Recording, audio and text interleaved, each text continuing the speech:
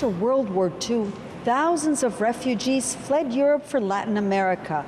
Hidden among them, notorious Nazi war criminals like Adolf Eichmann.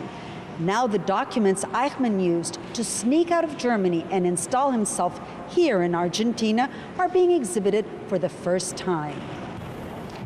This original safe conduct issued by the International Red Cross shows how Adolf Eichmann escaped Europe.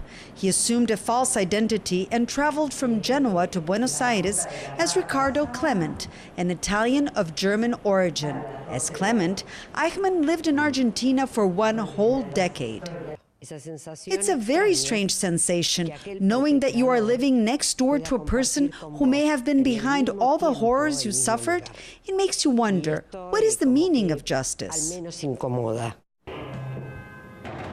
Until now, the safe conduct was kept under lock and key inside the Holocaust Museum of Buenos Aires. Now it's the centerpiece of the exhibit, showing Eichmann's journey from top SS officer to middle-class Argentine worker. Eva knew Eichmann from Hungary. He was the man who could organize all the deportation, was a specialist in deportation. Therefore, they sent him to Hungary because this Jewish was the last in Europe who were living. All them, they already was in concentration camp. Eva still cannot believe her eyes. Behind every door and inside every drawer, she finds a hidden piece of Eichmann's true story.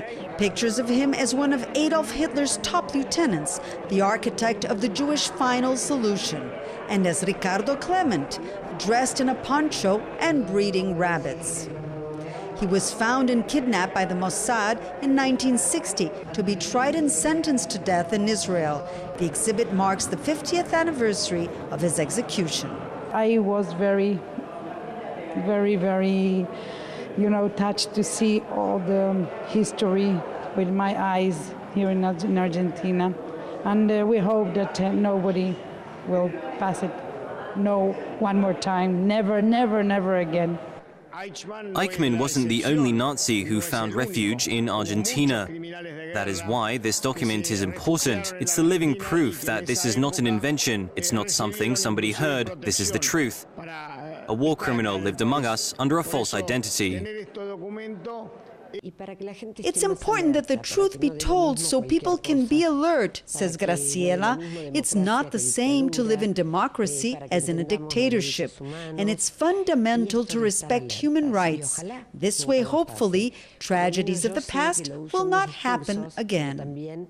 Eichmann's documents are now a permanent exhibit to ensure that future generations do not forget the horrors of the past. For JN1, Monica Yanakiev, Argentina.